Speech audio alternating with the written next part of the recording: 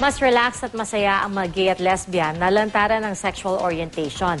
Bate po yan sa pag-aaral ng isang university hospital sa Canada. At sinang-ayunan naman ito ng isang psychologist. May katumbas daw kasing stress ang pagiging closet. Balitang hatid ni Claire Delphine. Heartthrob, habulin ng mga babae. Yan si Rod noon. Ito na siya ngayon. In denial ako. I mean, I know I'm gay. Hirap na hirap daw siya noong itago ang kanyang tunay na sexual orientation. Pressure talaga siya, tsaka parang feeling mo talaga as in, parang ka na nakukulong na parang makakakita ka ng super fab ng mga damit, ganyan, parang gusto mong isuot, pero baka isipin nila, alam mo ka ba, peke ka ba, ganyan. Hindi ko alam yung ganung correlation ng pagiging closet sa pagkakaroon. Parang mas madalas akong magkasakit noon eh.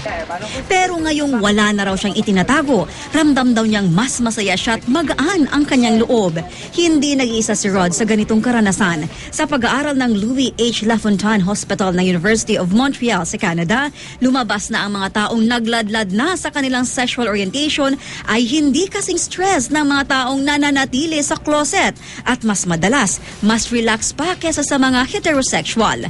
Sa naturang research, tininan ang level ng cortisol o ang stress hormone at ibang strain indicators ng 87 babae at lalaki, lahat edad 25. Bukod sa pagsagot sa psychological questionnaire, kinuha ang kanilang blood, saliva at urine samples.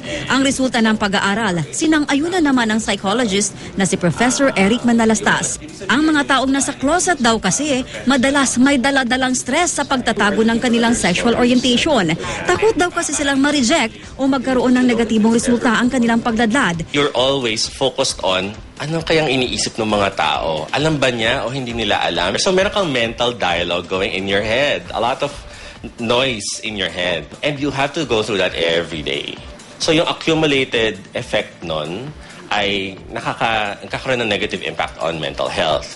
Dahil dito, mas mataas daw ang risk nila sa depresyon, anxiety disorder at maging suicide. And even for drug use and alcohol abuse. Kasi that's their way to escape eh.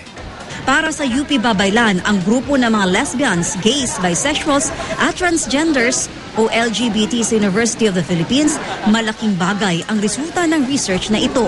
Through the study, ma-realize ng tao na it's difficult to live in the closet. Coming out is a very big thing. Sa pag-aaral na ito na ipapakita na patuloy na lumalawak ang issue ng tinatawag nating third sex. Hindi na lang ito social, political, at minsan pa religious issue. Ngayon, isa na rin itong certified health issue. Bagay na ayon sa LGBT community ay humihiling o kumakatok sa pangunawa at pagtanggap ng taumbayan sa kanilang sitwasyon at pagkatao. Claire Delphine, GMA News.